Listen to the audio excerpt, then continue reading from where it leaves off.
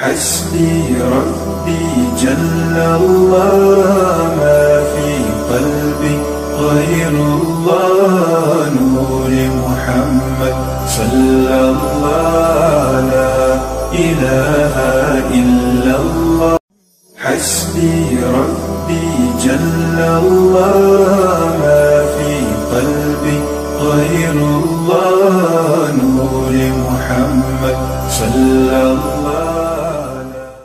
السلام علیکم ورحمۃ اللہ وبرکاتہ. الحمدللہ رب العالمین والصلاة والسلام علی حبیبہ سید الانبیاء والمرسلین وعلی آلہ الطیبین الطاہرین واصحابہ الاکرمین اجمعین. اما بعد فاعوذ باللہ من الشیطان الرجیم. بسم اللہ الرحمن الرحیم. وعن عبداللہ بن عمرو رضی اللہ عنہ قال قال رسول اللہ صلی اللہ علیہ وسلم ان قلوب بنی آدم كلها بین اصبعین من اصابع الرحمن كقلب واحد یصرفه کیف یشاء. ثم قال رسول اللہ صلی اللہ علیہ وسلم اللہم مصرف القلوب صرف قلوبنا على طاعتك ودینک. رواہ مسلم. قابل احترام ناظرین و سامعین محترم، ہفتے واری درس حدیث زجاجۃ المصاحبی میں آپ حضرات کا خیر مقدم ہے. حدیث پاک کے راوی حضرت عبداللہ بن عمرو رضی اللہ تعالیٰ عنہ ہیں. آپ فرماتے ہیں کہ اللہ کے رسول صلی اللہ علیہ وسلم نے ارشاد فرمایا یقیناً تمام بنی آدم کے دل رحمان کے اللہ کے دو انگلیوں کے درمیان میں ہیں. اس حدیث پاک میں آقا علیہ الصلاۃ والسلام اپنی امت کو یہ خبر دے رہے ہیں کہ اللہ رب العزت اپنے بندوں کے قلوب پر کس قدر وہ قدرت رکھتا ہے، کس قدر اللہ کا تصرف بندوں کے قلوب پر چلتا ہے. تو آقا علیہ الصلاۃ والسلام بتلاتے ہیں کہ تمام بنی آدم کے دل اللہ کے دو انگلیوں کے درمیان میں ہیں. کقلب واحد گویا کہ وہ ایک ہی دل ہے. یصرفہ کیف یشاء جیسے وہ چاہتا ہے تو پھر اس کو پھیر دیتا ہے. تو عزیزان محترم، اس حدیث پاک کی تشریح میں محدثین بیان فرماتے ہیں کہ تمام بنی آدم، پھر قلوب کی جو تاکید لائی گئی کلہا کے ذریعے لائی گئی، تو بتلاتے ہیں کہ اس میں انبیاء علیہم السلام، اولیاء، مومنین، کفار سبھی کے دل اس میں داخل ہیں، اور رب کی قبضے قدرت سے کسی کا دل خارج نہیں ہے. اب لیکن چونکہ انسان یہ اشرف المخلوقات ہے اور احکام شرعیہ کا مکلف ہے، تو اسی لیے خاص طور پر انسان کا ذکر اس حدیث پاک میں کیا گیا. ورنہ فرشتوں کے دل بھی یہ اللہ کی قبض قدرت میں ہیں، اور جنات کے دل بھی یہ اللہ کی قبض قدرت میں ہیں. کائنات کی کوئی شے اللہ کی قدرت سے، قبضے سے وہ سنا خارج نہیں ہے، بلکہ ہر چیز پر اللہ کا تسلط اور اللہ کی قدرت سنا موجود ہے. تو عزیزان محترم، آقا علیہ الصلاۃ والسلام بتلا رہے ہیں کہ کروڑہا سنا انسانوں کو اللہ نے پیدا کیا. ہر انسان کے دل کی حالت الگ الگ ہے، سب کے خیالات جداگانہ ہیں، ہر چیز میں اختلاف ہے انسان کے دلوں کو لے کر. لیکن اللہ رب العزت کے لیے تمام انسان کے دل گویا کہ یہ بتلایا گیا کہ کقلب واحد گویا کہ وہ ایک ہی دل کی طرح ہے. اور بتلایا گیا کہ یہ دو انگلیوں کے، رحمان کے دو انگلیوں کے درمیان میں ہیں. تو اب اللہ رب العزت کے لیے اب یہاں پر انگلیوں کا لفظ استعمال کیا گیا. تو اس بارے میں محدثین کی اقوال یہاں پر موجود ہیں. بعضوں نے کہا کہ یہ جو بین اصبعین من اصابع الرحمن کا یہ جو الفاظ ذکر کیے گئے ہیں، یہ عبارت متشابہات سے ہے، کیونکہ اللہ رب العزت انگلیوں سے، ہاتھ، کان، دیگر اعضائے انسانی جس طرح ہوتے ہیں، اللہ رب العزت ان تمام سے پاک ہے. اہل سنت کا عقیدہ ہے کہ اللہ رب العزت جسم اور جسمانیت سے پاک ہے. بتلانا یہ مقصود ہے کہ تمام کے دل اللہ رب العزت کی قدرت میں ہیں، قبضے میں ہیں. نہایت ہی وہ آسانی کے ساتھ سنا انسانوں کے قلوب کو سنا جس طرف چاہے اللہ رب العزت پھیر دیتا ہے. جیسے کہ ہم بھی کہتے ہیں کہ فلاں میرے مٹھی میں ہے، فلاں میرے ہاتھ میں ہے، تو بتلانا یہ مقصود ہوتا ہے اس جملے سے کہ وہ میرے قبضے میں ہے، وہ میرے زیر تسلط ہے، وہ میرے کنٹرول میں ہے.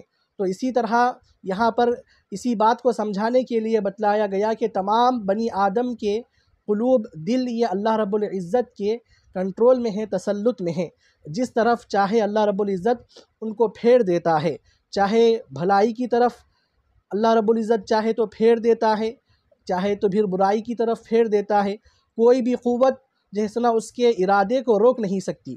ہاں یہ ضرور ہے کہ اللہ رب العزت نے بندے کو مختار بنایا ہے، وہ اپنے اختیار سے خیر یا پھر شر کا وہ انتخاب کرتا ہے، اور ارادہ اللہ رب العزت کا وہاں موجود ہوتا ہے۔ بندہ یہ مجبور محض نہیں ہے کہ اللہ نے جیسے نا اس کو تقدیر میں جو لکھ دیا وہی کرے گا، بلکہ اللہ رب العزت نے اس کو اختیار دیا ہے، اور اس کے اختیار سے وہ جو کام کرنے والا ہے تو پھر اللہ رب العزت نے اس کو تقدیر میں لکھا ہے۔ تو عزیزان محترم، آقا علیہ الصلوۃ والسلام نے ارشاد فرمایا کہ تمام بنی آدم کے دل یہ اللہ رب العزت کے 2 انگلیوں کے درمیان میں ہیں۔ تو اب چونکہ یہاں پر انگلیوں کا لفظ ذکر کیا گیا ہے، تو سب سے پہلی بات تو یہ بتلائی گئی کہ یہ متشابہات سے ہے، اور متشابہات کے تعلق سے یہ ہمارا عقیدہ ہے کہ بلا کیفیت بیان کے اس کے اوپر ایمان لایا جائے۔ اور یہ بھی بتلایا گیا کہ اس بعین یہاں پر جو اللہ کی 2 انگلیوں کا ذکر کیا گیا ہے، یہ اس کے صفات سے ہے، بلا کیفیت بیان کے جو ہے سنا اس پر ایمان لایا جائے گا۔ اور اسی طرح امام بغوی نے شرح السنہ میں آپ نے یہ ذکر کیا ہے کہ جو اصبعن کا جو ذکر ہے، اور اسی طریقے سے وجہ اللہ اور عین اور جتنے بھی اس طریقے کے الفاظ ہیں، اس بارے میں اہل سنت کا یہی عقیدہ ہے کہ اس پر ایمان لایا جائے گا اور اس کو تسلیم کیا جائے گا، اور اس کی کیفیت یہ جو ہے سنا اللہ کے حوالے ہے۔ کوئی بھی اس میں اپنی خواہش سے جو ہے سنا ان کیفیات کو بیان نہیں کر سکتا، بلکہ بندے مومن پر یہی لازم ہے کہ وہ جو ہے سنا بلا کیفیت اللہ رب العزت کی جیسی شان ہے وہ اس کے ساتھ موجود ہے، تو لہذا اس پر اپنا ایمان لے آئے، اور اس پر ایمان رکھنا ہر ایک بندے مومن کے لیے یہ واجب ہے۔ تو آگے بتلایا گیا کہ تمام لوگوں کے دل اللہ رب العزت کے 2 انگلیوں کے درمیان کا قلب واحد ایک ہی دل کے جیسے ہیں۔ مطلب یہ کہ اللہ رب العزت کسی کے دل کے ساتھ کوئی معاملہ فرماتا ہے تو پھر دوسرے کے دل سے وہ غافل نہیں ہو سکتا، یعنی ایک معاملہ اللہ رب العزت کو دوسرے معاملے سے نعوذ باللہ غافل نہیں کر سکتا۔ اللہ رب العزت اس سے پاک ہے۔ گویا کہ ایک آدمی کے دل کو ہم جس طریقے سے آسانی کے ساتھ پھیر دیتے ہیں، اسی طرح اللہ رب العزت کا معاملہ ہے کہ اللہ رب العزت تمام بنی آدم کے قلوب کو جس طرف چاہے اللہ رب العزت اس کو پھیر دیتا ہے۔ اور اسی لیے آقا علیہ الصلوۃ والسلام نے یہ سنا، یہاں پر یہ دعا آپ نے فرمائی کہ اللہم مصرف القلوب صرف قلوبنا علی طاعتک و دینک، علی طاعتک، کہ اے اللہ جو کہ دلوں کو پھیرنے والا ہے، جو دلوں کی تصریف فرمانے والا ہے، تو ہمارے دلوں کو تیری طاعت کی طرف پھیر دے۔ تو اللہ رب العزت سے یہ دعا کی جا رہی ہے کہ اللہ رب العزت ہمارے قلوب کو اپنے طاعت کی طرف، اپنی بندگی کی طرف پھیر دے۔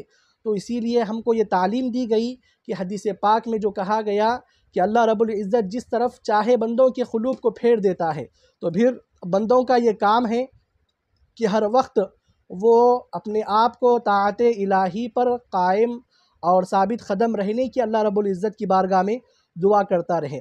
تو عزیزان محترم، قلب یہ اللہ رب العزت کی بہت بڑی نعمت ہے، اور تمام اعضائے انسانی میں یہی جو ہے سنا بادشاہ ہے۔ جب یہ سنور جاتا ہے تو تمام جسم سنور جاتا ہے، اور جب یہ بگڑ جاتا ہے تو پھر تمام جسم بھی بگڑ جاتا ہے۔ اور دل یہی چیز ہے انسان کے اعضاء میں کہ جہاں اللہ رب العزت کی محبت، آقا علیہ الصلوۃ والسلام کی محبت یہاں پر پیدا ہوتی ہے۔ اور جب انسان کے دل میں اللہ کی محبت پیدا ہوتی ہے اور اس کے رسول کی محبت پیدا ہوتی ہے، تو پھر وہ دنیا و آخرت میں کامیاب و کامران ہوتا ہے۔ تو عزیزان محترم، دل یہ اللہ رب العزت کی بہت بڑی نعمت ہے۔ تو اسی لیے سائنسی اعتبار سے تو ہم دیکھیں گے تو دل یہ تمام جسم کو خون فراہم کرنے کا صرف ایک آلہ ہے، ایک گوشت کا ٹکڑا ہے، لیکن اولیاء کرام یہ فرماتے ہیں کہ دل یہ معرفت الہی کا منبع و مرکز ہے، کہ روحانی دنیا میں اس کی بہت زیادہ اہمیت ہے۔ اسی لیے تزکیہ قلب، تصفیہ قلب کے لیے کئی جو ہے سنا جد و جہد کی جاتی ہے، اور جو ہے سنا عبادات و ریاضات کے ذریعے جو ہے سنا اس کو پاک و صاف کیا جانے کی جو ہے کوشش کی جاتی ہے۔ تو اسی لیے عزیزان محترم آقا علیہ الصلوۃ والسلام کی اس دعا کے مطابق ہم کو بھی ہر وقت اللہ رب العزت کی بارگاہ میں دعا گو ہونا چاہیے کہ اللہم مصرف القلوب صرف قلوبنا علی طاعتک و دینک، اے اللہ ہمارے دلوں کو تو تیری طاعت و بندگی کی طرف پھیر دے۔ تو یہ چند باتیں آپ حضرات کے سامنے بیان کی گئی۔ اللہ رب العزت کی بارگاہ میں دعا ہے میرے مولا ہمارے تمام قلوب کو میرے مولا تو اپنی بارگاہ کی طرف، اپنی عبادت و بندگی کی طرف پھیر دے۔ آمین وما علینا الا البلاغ۔